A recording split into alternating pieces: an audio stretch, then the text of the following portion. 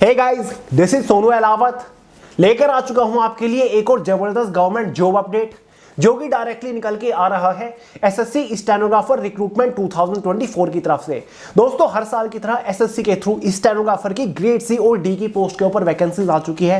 All India की vacancy होती है। ग्रुप बी और ग्रुप सी की पोस्ट है। मेल और फीमेल दोनों ही कैटेगरी कैंडिडेट के लिए एकदम बिंदास रिक्रूटमेंट रहने वाली है। तो आगे इस वीडियो में इस वैकेंसी के रिगार्डिंग कंप्लीट डिटेल्स आपको प्रोवाइड कराने वाला हूं। पोस्ट और वैकेंसीज के बारे में तो बात करेंगे, साथ ही दोस्तों इसका detail selection procedure step by step आपको समझाने वाला हूं। एलिजिबिलिटी क्राइटेरिया के बारे में बात करेंगे, किस पोस्ट के लिए एज लिमिट, एजुकेशन क्वालिफिकेशन की मिनिमम रिक्वायरमेंट क्या है, साथ ही एग्जाम पैटर्न और सिलेबस को डिटेल के साथ डिस्कस करेंगे। इस पोस्ट के ऊपर सिलेक्शन होने के बाद इनिशियल इन हैंड सैलरी क्या मिलेगी, जो कि अपने आप में काफी बेहतरीन सैलरी है। चौंक जाओगे आप, जस्ट आफ्टर 12th आपको इतनी बेहतरीन सैलरी मिलती है। साथ ही दोस्तों exam centre, job profile, job location के बारे में बात करेंगे। तो अगर आप इस नई वैकेंसी को लेकर थोड़े से भी इंटरेस्टेड हैं तो यार वीडियो को पूरे ध्यान से आखिर तक जरूर देखिएगा। तो चलिए बहुत ज्यादा टाइम वेस्ट नहीं करते, फटाफट वीडियो शुरू कर लेते हैं। तो दोस्तों इस बार एसएससी स्टेनोग्राफर की पोस्ट के ऊपर टोटल नंबर ऑफ वैकेंसीज 2006 निकल के आई हैं। पिछले साल टोटल वैकेंसीज 1207 थी। तो यार इस बार वैकेंसीज काफी बेहतरीन है, तो सिलेक्शन के चांसेस भी काफी बेहतरीन हो जाते हैं। अब देखिए दोस्तों, यहां पर स्टेनोग्राफर ग्रेड सी और डी की पोस्ट के ऊपर वैकेंसीज है। ग्रेड सी थोड़ी हाई लेवल की पोस्ट होती है, टेक्निकली ग्रुप बी की पोस्ट होती है। यह आपकी 4200 से 4600 रुपए ग्रेड पे वाली पोस्ट है। वहीं पर ग्रेड डी की पोस्ट, ग्रुप सी की पोस्ट होती है 2400 रुपए ग्रेड पे वाली ये पोस्ट है। ये भी काफी बढ़िया पोस्ट है। देखिए दोस्तों, इन पोस्ट के ऊपर सिलेक्शन होने के बाद आपको सेंट्रल गवर्नमेंट लेवल की बहुत बड़ी बड़ी मिनिस्ट्रीज और डिपार्टमेंट ज्वाइन करने का मौका मिलता है। जैसे कि आपको सेंट्रल ब्यूरो ऑफ इन्वेस्टिगेशन मतलब सीबीआई आप डायरेक्टली ज्वाइन कर सकते हो। साथ ही NIA national investigation agency, ministry of external affair, ministry of defence intelligence bureau, ministry of communication, ministry of civil aviation, election commission of India, ministry of railway, ministry of consumer affair, department of electronics and information technology, department of personnel and training, border road organisation, ministry of culture, ministry of environment and climate change, Indian Coast Guard, Central Secretariat, Rajbhasha Vibhag, national technical research organisation और भी काफी सारी department और ministries आपके सामने लिखी हुई हैं। इन सभी डिपार्टमेंट और मिनिस्ट्रीज को आप डायरेक्टली ज्वाइन कर सकते हो इस रिक्रूटमेंट के थ्रू जस्ट आफ्टर 12th। तो एक बहुत ही बेहतरीन अपॉर्चुनिटी है, इसको मिस मत करिएगा। बाकी सारी जानकारी आपको आगे दे रहा हूं। स्टेनोग्राफर होता क्या है, स्किल टेस्ट किस तरीके से कंडक्ट कराया जाता है, पिछले साल की कट ऑफ भी आपके साथ डिस्कस करूंगा, चिंता मत करिए। बात कर लेते हैं इंपोर्टेंट डेट्स के बारे में। दोस्तों इस वैकेंसी के लिए ऑनलाइन फॉर्म ऑलरेडी कल से यानी कि 26 जुलाई 2024 से स्टार्ट हो चुके हैं। फॉर्म की जो आखिरी तारीख है वो 17 अगस्त ही है। साथ ही इसका एग्जाम अक्टूबर नवंबर के अंदर कंडक्ट कराया जाएगा। फॉर्म फीस के बारे में बात करें, जनरल ओबीसी ईडब्ल्यूएस वालों के लिए 100 रुपए फॉर्म फीस चार्ज किए जाते हैं। एसटी फीमेल पीएच वालों के लिए कोई भी फॉर्म फीस रुपए चार्ज नहीं किए जाते। बात कर लेते एज लिमिट के बारे में। देखिए दोस्तों, जो ग्रेड डी की पोस्ट है ये एक ग्रुप सी की पोस्ट है। 18 से 27 साल एज लिमिट यहाँ पर जनरल वालों के लिए रखी गई है। वहीं पर ग्रेड सी की पोस्ट के लिए 18 से 30 साल एज लिमिट रखी गई है। ग्रेड सी में 3 साल का एज में रिलैक्सेशन मिल जाता है हर एक कैंडिडेट्स को। इस बार जो आपकी एज कैलकुलेट हो रही है वो एज ऑन 1 अगस्त 2024 तक हो रही है। सीधा सीधा समझ लीजिए दोस्तों, अगर आप ग्रेड डी की पोस्ट के लिए फॉर्म अप्लाई करना चाहते हैं और आप जनरल कैटेगरी से बिलोंग करते हैं तो जरूरी है कि आपका जन्म 2 अगस्त 1997 से लेकर 1 अगस्त 2006 के बीच में हुआ हो। वहीं पर ग्रेड सी की पोस्ट के लिए अगर आपका जन्म जनरल कैटेगरी से अगर आप बिलोंग करते हो 2 अगस्त 1994 से लेकर 1 अगस्त 2006 के बीच में हुआ है तो आप एलिजिबल है।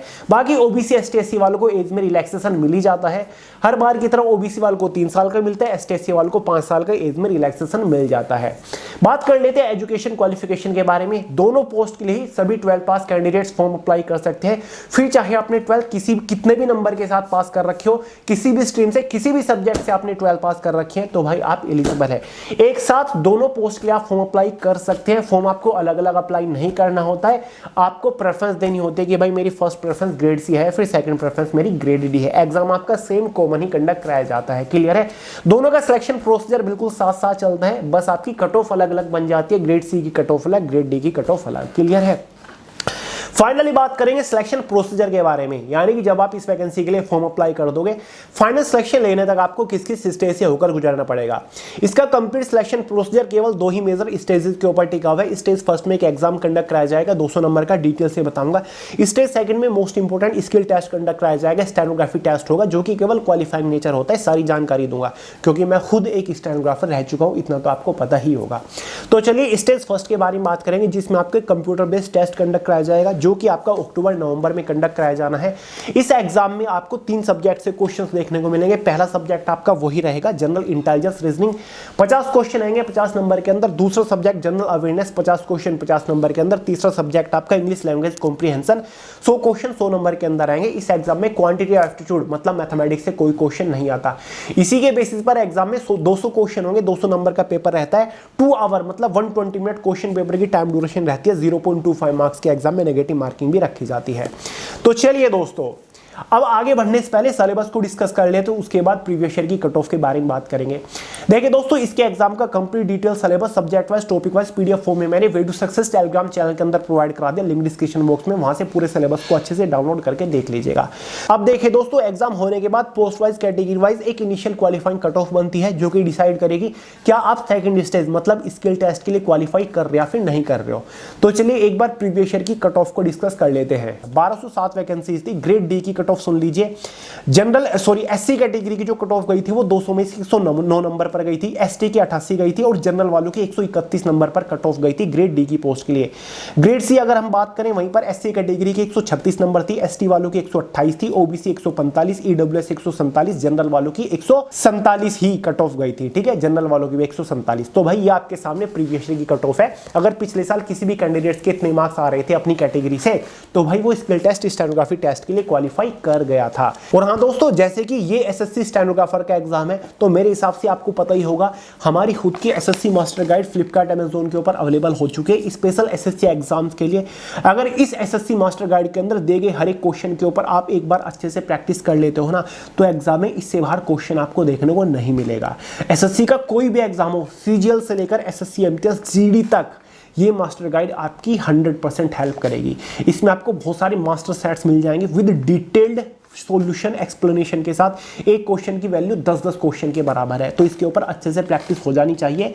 एसएससी का बेताज बादशाह बन जाओगे, ये मेरी गारंटी है। तो लिंक डिस्क्रिप्शन बॉक्स में चेकआउट कर लीजिएगा। बात करेंगे स्किल टेस्ट के बारे में कि भैया स्टेनोग्राफी टेस्ट क्या होता है। शुरुआत में मैंने आपको बताया ग्रेड सी थोड़ी हाई लेवल की पोस्ट है, तो जाहिर सी बात है यहाँ पर आपका जो स्टेनोग्राफी टेस्ट होगा वो थोड़ा सा टफ तो होगा। तो भाई ग्रेड सी के लिए 100 वर्ड पर मिनट की स्पीड मांगी गई है शॉर्ट हैंड में, चाहे आप हिंदी की कर लीजिए या फिर इंग्लिश की। और ग्रेड डी में 80 वर्ड पर मिनट की स्पीड की 80 वर्ड पर मिनट स्पीड मांगी जाती है स्टेनोग्राफी की, मतलब शॉर्ट हैंड की। हिंदी या फिर इंग्लिश में आप शॉर्ट हैंड लिख सकते हैं, आपकी चॉइस के ऊपर डिपेंड करता है। देखिए दोस्तों, शुरुआत में ना आपको एक डिक्टेशन बोली जाती है 10 मिनट के अंदर। अगर ग्रेड सी वाले के लिए आप क्वालिफाई कर गए हो तो आपको 100 वर्ड पर मिनट की स्पीड से बोली जाती है। ग्रेड डी की पोस्ट लिए 80 वर्ड पर मिनट की स्पीड से डिक्टेशन बोली जाती है, जो कि आपको शॉर्ट हैंड में लिखनी होती है। क्लियर है? 10 मिनट में 80 वर्ड पर मिनट मतलब 800 वर्ड बोले जाते हैं आपको, और ग्रेड सी के लिए 10 मिनट में 100 वर्ड आपको बोले जाते हैं। समझ गए? ग्रेड डी, मान के चलिए आप इंग्लिश के स्टेनोग्राफर है, इंग्लिश में शॉर्ट हैंड लिखना चाहते हैं, तो भाई ग्रेड डी वालों को 80 वर्ड पर मिनट की स्पीड से डिक्टेशन बोली जाएगी इंग्लिश में। ठीक है, वो आप लिख लोगे शॉर्ट हैंड में। फिर ट्रांसक्रिप्ट करने का जो आपको टाइम मिलेगा वो 50 मिनट मिलेगा, मतलब उस मटेरियल को टाइप करने का आपके पास 50 मिनट रहेंगे। 50 मिनट में टेक्निकली आपको 800 वर्ड टाइप करने होंगे, जो कि मेरे हिसाब से बहुत बड़ी बात नहीं है। ग्रेड डी हिंदी वालों को 10 मिनट की हिंदी की डिक्टेशन बोली जाएगी, 65 मिनट आपके पास ट्रांसक्रिप्ट करने का टाइम होगा, कंप्यूटर के ऊपर टाइप करने का टाइम होगा। अगर आप ग्रेड सी की पोस्ट के लिए क्वालिफाई करते हो, इंग्लिश वालों को ट्रांसक्रिप्ट करने का टाइम मिलेगा 40 मिनट। 40 मिनट में 100 वर्ड आपको टाइप करने होंगे।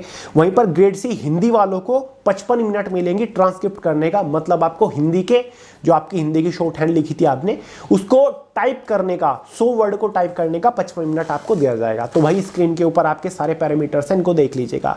स्किल टेस्ट पूरी तरीके से क्वालिफाइंग नेचर है, आप इसको क्वालिफाई कर लीजिए, आपका सिलेक्शन हो जाएगा। ठीक है, बहुत आपको नंबर नहीं दिए जाते, यहाँ पर आपको जस्ट क्वालिफाई करना होता है। ठीक है, देखिए दोस्तों, स्किल टेस्ट क्वालिफाई करने के बाद बारी आती है फाइनल सिलेक्शन की। फाइनल सिलेक्शन किस बेसिस पर होगा?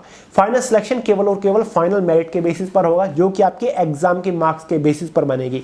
एक फाइनल मेरिट बनेगी 200 नंबर में से। ग्रेड सी की पोस्ट के लिए कैटेगरी वाइज अलग कट ऑफ होगी, ग्रेड डी की पोस्ट के लिए कैटेगरी वाइज एक कट ऑफ बनेगी अलग से 200 नंबर में से। अगर आप उस कट ऑफ को क्वालिफाई कर ले तो फाइनली आपका सिलेक्शन हो जाएगा। अब सवाल ये भी उठता है कि भैया किस डिपार्टमेंट के अंदर, किस मिनिस्ट्री के अंदर हमारी पोस्टिंग होगी, ये कैसे पता चलेगा? फाइनल मेरिट जो बनती है ना, वो आपकी डिपार्टमेंट वाइज मिनिस्ट्री वाइज भी बनती है। जैसे कि central bureau of investigation CBI की कट ऑफ अलग बनेगी, जनरल ओबीसी एसटी एससी की ग्रेड सी की पोस्ट के लिए और ग्रेड डी की पोस्ट के लिए इस तरीके से बनती है, ठीक है। तो भाई डिपार्टमेंट वाइज आपकी कट ऑफ बनती है, जिसके बेसिस पर आपको डिपार्टमेंट देखने को यहाँ पर मिलेंगे, ठीक है। फाइनली बात करते हैं सिलेक्शन होने के बाद आपकी सैलरी कितनी रहेगी। देखिए दोस्तों, ग्रेड सी की पोस्ट के ऊपर just after selection initial in hand salary आपकी 58,000 के आसपास रहती है, क्योंकि दोस्तों 4600 से 4200 रुपए ग्रेड पे वाली ये पोस्ट है, ठीक है। तो 58,000 शुरुआती सैलरी रहेगी। ग्रेड डी की पोस्ट का जो ग्रेड पे है वो 2400 रुपए है। इस पोस्ट के ऊपर सिलेक्शन होने के बाद 46,000 के आसपास आपकी इनिशियल इन हैंड सैलरी रहेगी, जो कि काफी बेहतरीन सैलरी है। बात कर लेते हैं जॉब प्रोफाइल के बारे में, मतलब काम क्या करना पड़ता है। देखिए दोस्तों, ये क्लरिकल पोस्ट है, आपको हमेशा ऑफिस सेक्शन के अंदर रहकर कंप्यूटर बेस्ड कंप्यूटर रिलेटेड काम करना होता है। कोई भी फिजिकल ड्यूटी फील्ड ड्यूटीज में नहीं होती। Job location all over India के अंदर आपकी रहती है, क्योंकि दोस्तों जितने भी मिनिस्ट्रीज है सेंट्रल गवर्नमेंट लेवल के या फिर जितने भी डिपार्टमेंट्स हैं, उन सभी के सब डिपार्टमेंट है, रीजनल ऑफिस हैं ऑल ओवर इंडिया के डिफरेंट स्टेट्स में। तो आपको अपने होम स्टेट में भी जॉब लोकेशन देखने को मिल जाती है। क्लियर है। तो दोस्तों ये सारी चीजें मैंने आपको इस वैकेंसी के रिगार्डिंग बता दी। कोई डाउट हो, कोई सवाल हो, कमेंट करके पूछ लीजिएगा, ठीक है। बाकी दोस्तों इस वीडियो में इतना ही था। वीडियो पसंद आई हो लाइक करिएगा, दोस्तों के साथ शेयर करिएगा, चैनल को सब्सक्राइब करना मत भूलिएगा। मिलते हैं अगली वीडियो में बहुत ही जल्द, तब तक के लिए जय हिंद।